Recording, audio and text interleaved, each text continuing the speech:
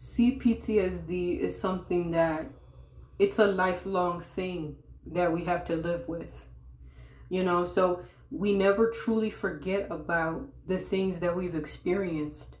You're going to always have those triggers that take you back to the past, the painful past. Things happen, you have these thoughts that just pop up, and sometimes you're triggered back into those memories from the past, and we can't keep ignoring it. We have to know how to face it. And so when I make these videos, just like I've said before, I'm transmuting in real time. I'm transmuting all of the negativity from back then, to turning it into a message of empowerment. That sense of isolation, it can really make us just feel hopeless, and that's where that comes from. And I know that was one aspect of my depression, is feeling like I had no one that could understand me. And so that's the reason why I bring forth these videos, and why I decided to make this into a series titled Living with CPTSD. So in this one, we're going to talk about healing from when we wished we were never born. And there's so many reasons why we feel this way. I had to shift my perspective in order to be able to continue on with my life, and that is, the reason why it feels like you never belonged anywhere is because you were meant to lead. You were meant to pretty much walk your own path. And at this point, you're pretty much the only person left standing. Everyone else around you, they're not really living authentically, or they just don't understand what you're doing and where you want to go. And so we get to this point where we're forced to cut a lot of people off, or at least distance ourselves from people. Now, of course, you cut off the people that have wronged you. That's obvious. But there's certain people that we don't necessarily like. We don't have any issues with.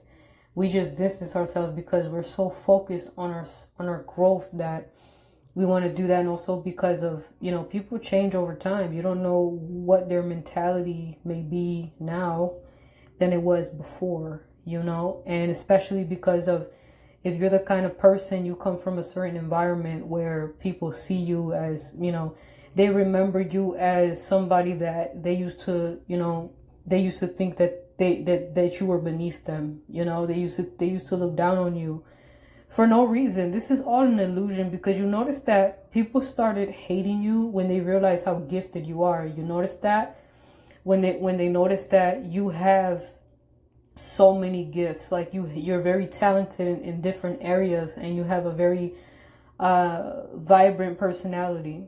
I have a lot of wounds too. Besides the obvious wounds, right?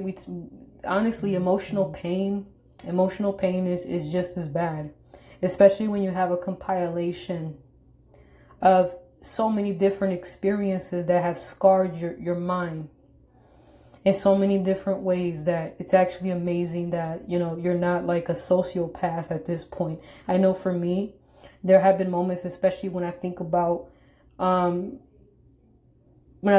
the way I was treated, back in my childhood and stuff like that. And of course, when you become an adult, you notice that doesn't happen like that. People hurt you, but in a different way. It's not like when you're a kid, it's a little different. It feels more intense because you're a kid. You don't have the right tools to ground yourself, and you don't really know yourself yet. So sometimes we find ourselves retelling the stories of the past that brought us a lot of pain. We don't know how to let it go because we imprinted all of that in us. And that's a natural thing. That's, a lot of your formative years. It's a reason why they call it formative, because it formed you into who you are today. So yes, all of those traumatic experiences that you've been through, it really, really shaped you into who you are today. And now what we're doing is we're trying to heal from all these different things. The psychological part, it starts with that, and then everything else follows, because The mind has taken so many beatings throughout the years that, we have to make sure that we nurture it, and some of us, we have to do it every day. That's why I've been so consistent with these videos, because it's like I have so many thoughts on my mind that I need to transmute, and that's what I do. And a lot of times I record and I don't always upload it because it depends on what I'm saying. I always ask myself, am I contributing in the right way? You know what I mean? Like, and whatever this is this message going to increase people's energy? Is it going to uplift others? Have I successfully transmuted the negative energy and thought patterns that exist in my mind on a daily basis? Have I been able to successfully change that into something that is empowering? Because if it's not empowering, a lot of times I don't even upload it, because I don't want to make videos where I'm just talking about woe is me, oh, I'm hurt, and all this shit. I want to transform it into something, because that's the whole point of this. It's the whole point of therapy. That's literally the point of EMDR, because what you're doing is, in my mind, I'm imagining, painful experiences. But as I speak in terms of like how I want to shift my perspective of that. You know what I mean? Meaning that I can't change what happened. I can't change the way things happen in the past, but what I can do is change the way that I react to it. And understanding the deeper meaning behind all of that, because it's very weird. So a lot of the experiences that we've been through is fucking weird. It makes no sense, but the more that you grow, I notice that, I feel more powerful these days, as I approach what I'm about to turn 30 in a few months. So I am in the best state mentally. This is the best I've ever been, and I only want to get better.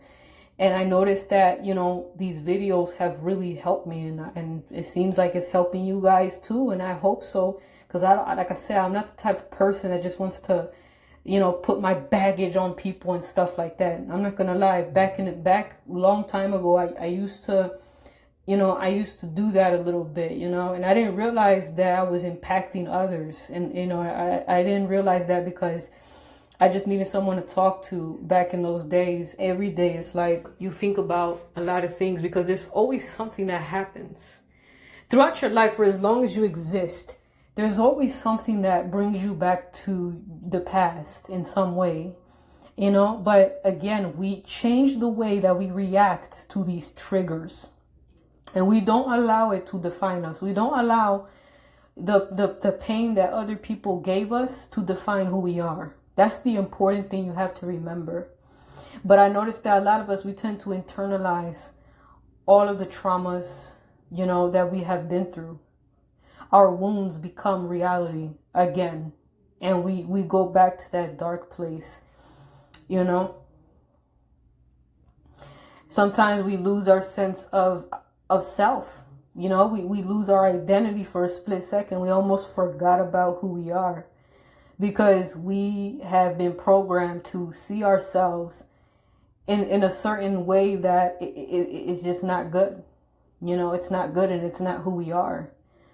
Or maybe you've been mistreated. You've been treated like as if you didn't belong in the so-called household, and there have been very blatant things that have been said to you, to your face, whether it was spoken blatantly or indirectly, both, right? Yeah, some of us know what that feels like, and that's the reason why when we go through these things, and you combine that rejection with, the SA trauma, the psychological abuse, and all that stuff from so-called trusted people that you needed the most. Do you know how painful it is to be traumatized and betrayed by someone that was supposed to love you? That's what happens when your parents separate and somebody comes in to fill in the void, basically. That's basically what I'm saying. And it's a very painful thing to experience, because this person, whoever the fuck it is, it doesn't matter, but somebody that you really trusted, somebody that has built trust with you, and was a very important figure in your development during your young years. The same people that lifted you up, they knocked you down. They knocked you down terribly. They wanted to completely shape the way that you view the world and the way that you view yourself. And they wanted to blame you for everything, even though they were the ones abusing you. That's narcissistic abuse 101, just like that. And it's very damaging. And that kind of thing is what makes a person want to off themselves. That makes a person wish that they were never born, because they were born into a world that where a lot of this type of shit happens. All this, we were born into a world that is full of mind fuckery. So of course, most people would grow exhausted of this, and you start to lose your sense of self. But see, we have to keep ourselves grounded, because again, I mean, some of us, we have this thing where, psychology is an interesting topic, because it's crazy how this thing works. And that's why we work hard to eradicate all negative thoughts. We work hard to, have total control over our minds. And the more we do this, the more we realize how much we've been mind fucked. Because sometimes we fall back into that pattern, that pattern of seeing ourselves in a bad light. The pattern of forgetting about who we are. And we start to feel like shit again. But we have to defeat it every day. We have to defeat the negative thoughts that pop up in our minds, and those triggers that take us back to those days.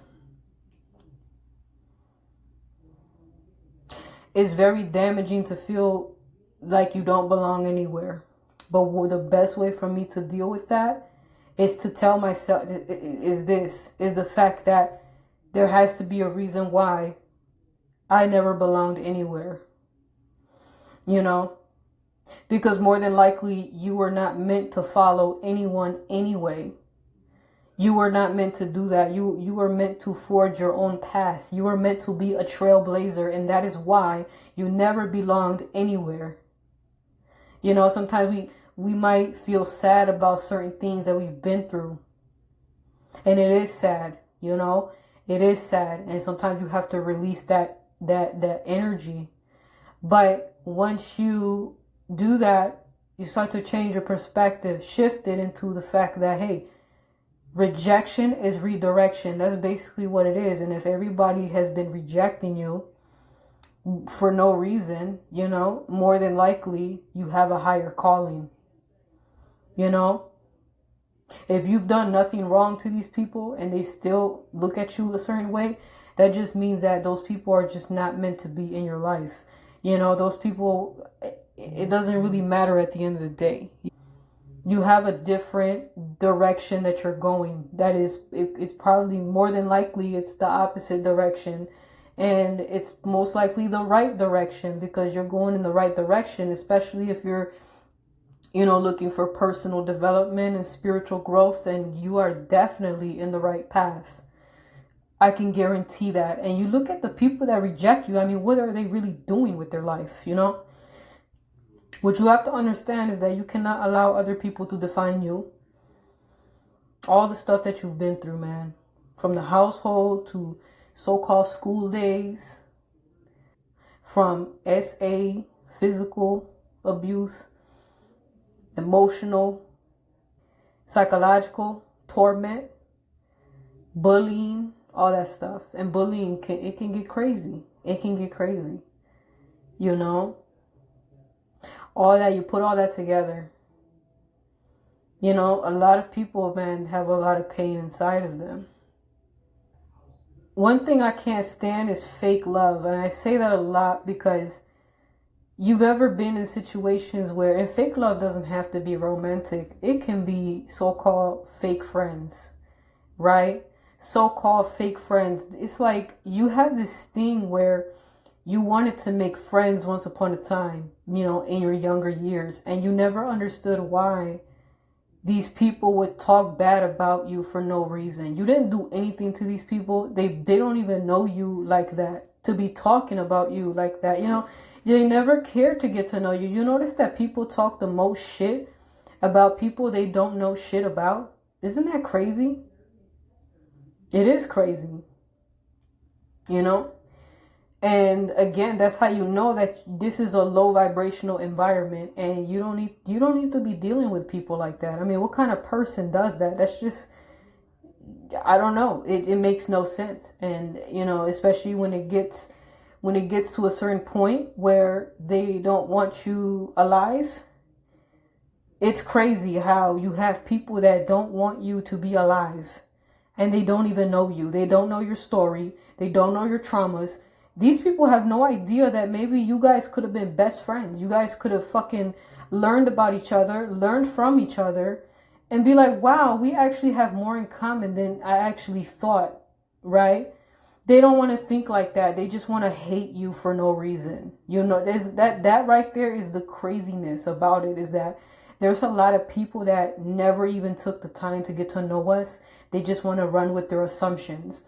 And whatever that is, that's what they go. That's what they run. Whatever, narrative in their head that they want to create for you, because you make them feel uncomfortable. You know, you come with that presence. You have like a strong presence, and people feel some type of way about it. Whether it could irritate them, you know, it could intimidate them, or it could make them full of envy. And that's just the life of a chosen one, basically. That's really what it is. And you can't, it's undeniable at this point, because if all this stuff is, if you could resonate with this stuff, you're pretty much, man, you come with a different kind of energy that is not like the average person.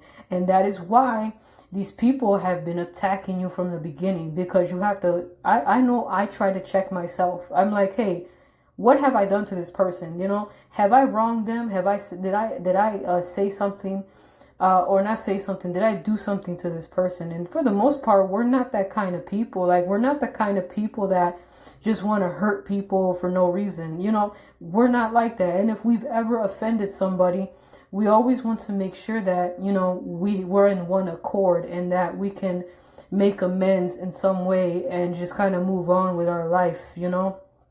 And for the most part, it's always something small, because, you know, a lot of us, you know, we have very big hearts. So it's not like, you know, me hurting somebody is just not in my nature. The only time I would want to hurt somebody if they really, really hurt me. And at that point, it would be justifiable, because it's basically retaliation. It's me defending myself, or whatever the case is.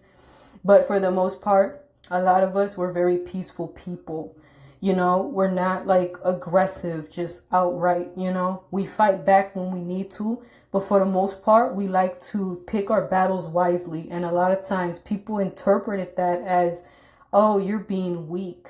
Oh, you're this, you know, especially when you're around low vibrational people that think that just because you don't want to, you know, fight them all day, every day, they think that you're weak. But I don't know about you, but for some of us, if we ever got into a physical fight in schoolyards, near the school property, you could actually get arrested. And who the fuck wants to get arrested for fighting some dumbass person that couldn't keep their mouth shut?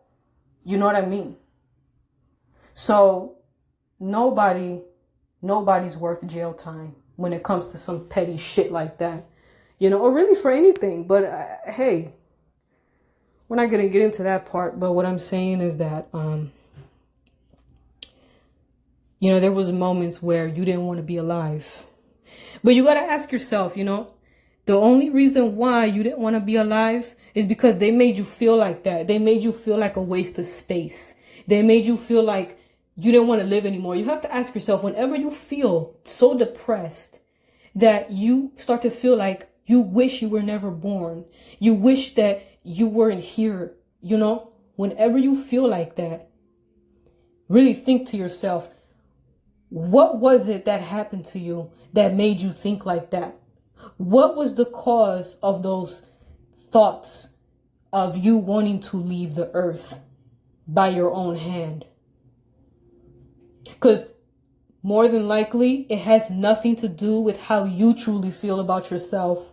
It has nothing to do with who you are as a person. but it always has something to do with what was done to you, with the type of trauma that you still currently are living with, and with the fact that the abuse that you've been through in the past, and you combine all of that. That's why they call it complex trauma, and that's why CPTSD is basically complex PTSD. So that means that you have a compilation of so many different traumatic experiences that have happened. It was ongoing for most of your life, and it shaped the way that you see yourself.